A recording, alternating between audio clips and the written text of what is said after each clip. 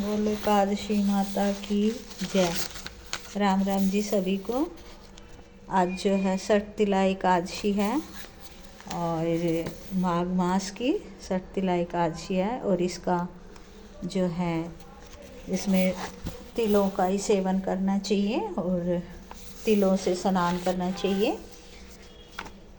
इसमें स्नान दान का बहुत ज़्यादा पुण्य है। तो आप एक षटतिला एकादशी की कथा सुने। एक समय दालम में ऋषि ने पुलस्त्य ऋषि से पूछा, हे मुनीश्वर, मनुष्य मृत्यु लोक में ब्रह्म हत्या आदि महान पाप करते हैं, दूसरे के धन की चोरी करते हैं, दूसरों की उन्नति देखकर और ईर्ष्या करते हैं, परंतु फिर भी उनको नरक प्राप्ति नहीं होती। क्या कारण है? वह न जाने कौन से अल्प दान का जो परिश्रम करते हैं उनको पाप नष्ट हो जाते हैं। आप कृपा करके कहिए। पुलस्त्य ऋषि कहते हैं कि मुनि, आपने अत्यंत गंभीर प्रश्न पूछा है। इस संसारी जनों को बहुत लाभ होता है, इसको इंद्र आदि देव भी नहीं जानते, परंतु आपको ये गुप्त भेद अवश्य बताता हूँ। माघ मास के आने पर मनुष्य को स्नान आदि से शुद्ध रहना चाहिए, इंद्रियों को वश में रखना चाहिए, काम क्रोध आदि मद लोभ को, मोह को, अभिमान का त्याग कर देना चाहिए, भगवान का स्मरण करना चाहिए, उसको हाथ पैर धोकर पुष्य नक्षत्र में गोबर कपास तिल मिलाकर उपले बनाने चाहिए, उनसे उनके जो कंडे बनते हैं उनसे 108 बार हवन करें। यदि उस दिन मूल नक्षत्र हो और द्वादशी हो तो नियम से रहें। स्नान आदि क्रिया करके शुद्ध भगवान की पूजा करें, कीर्तन करना चाहिए। एकादशी के दिन व्रत करें, रात्रि को जागरण करें, हवन करें, दूसरे दिन धूप दीप नैवेद्य से भगवान की पूजा करें और खिचड़ी का भोग लगाएं। और इसके बाद उस दिन कृष्ण भगवान की पूजा करें, उनको पेठा नारियल सीताफल सुपारी आदि का अर्घ दें। हे भगवान, आप जो आपके शरणों को शरण देने वाले भगवान, संसार सागर में डूबे हुए का उद्धार करने वाले, हे पुंडरीकाक्ष, हे कमल नेत्रधारी, हे विश्व भगवान, हे जगत गुरु, आप लक्ष्मी सहित मेरे इस तुच्छ को स्वीकार कीजिए। उसके बाद ब्राह्मण को तिल दान करने चाहिए। इस प्रकार जो मनुष्य जितने तिलों का दान करता है वह उतने सहस्त्र वर्ष स्वर्ग में निवास करता है।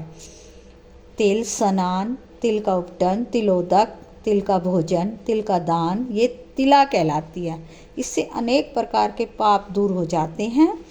एक दिन नारद जी बोले, भगवान आपको नमस्कार है, इस षटतिला एकादशी का क्या पुण्य प्राप्त होता है और क्या कथा है? इस प्रकार कहे। श्री कृष्ण बोले, नारद जी, मैं तुमसे आंखों देखी सत्य घटना कहता हूँ, ध्यान से सुनो। प्राचीन काल में मृत्यु लोक में एक ब्राह्मणी रहती थी, सदैव व्रत किया करती थी। एक समय वे 1 माह तक व्रत करती रही। उसके शरीर इतना दुर्बल हो गया, लेकिन वो बुद्धिमान थी, फिर भी कभी देवताओं राक्षसों का उसके मन स्थिर नहीं होता था उनके प्रति। इस प्रकार मैंने सोचा, ब्राह्मणी ने व्रत आदि से अपना शरीर शुद्ध कर लिया, उसको वैष्णव लोक भी मिल जाएगा, परंतु उसने कभी अन्नदान नहीं किया। उसकी तृप्ति होनी चाहिए, ऐसा सोचकर मैं मृत्यु लोक में गया। उस ब्राह्मणी से अन्न मांगा और बोला, हे महाराज, वो बोली ब्राह्मणी, हे महाराज, आप यहाँ किस लिए आए हैं? मैंने कहा, मुझे भिक्षा चाहिए। इस पर उसने मुझे एक मिट्टी का पिंड दिया, मैं उसे लेकर स्वर्ग लौट आया। कुछ समय बाद ब्राह्मणी उसका शरीर त्याग कर ब्राह्मणी स्वर्ग को चली गई।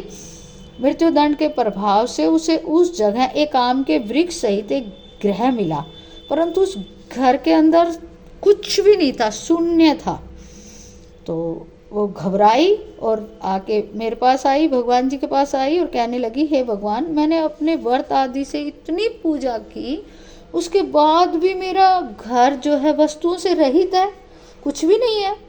मैंने कहा, तुम अपने घर जाओ, देव स्त्रियां जो तुम्हें देखने आएंगी, जब तुम उनसे षटतिला एकादशी का पुण्य और विधि सुन लो तभी द्वार खोलना।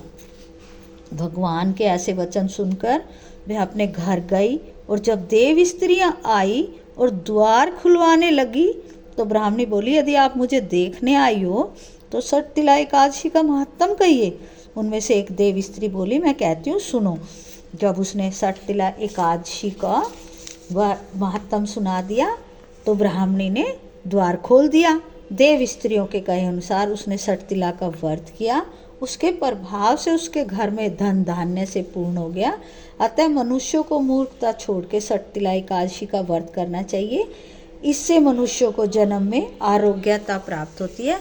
भगवान करे आप लोगों के घर में धन धान्य से पूर्ण हो, यही जो भगवान से हमारी प्रार्थना है। और ओम नमो भगवते वासुदेवाय, ओम नमो भगवते वासुदेवाय। सबको हाथ जोड़ के राम राम सटतिला एकादशी करें और आप लोगों की मनोकामना पूर्ण हो। राम राम।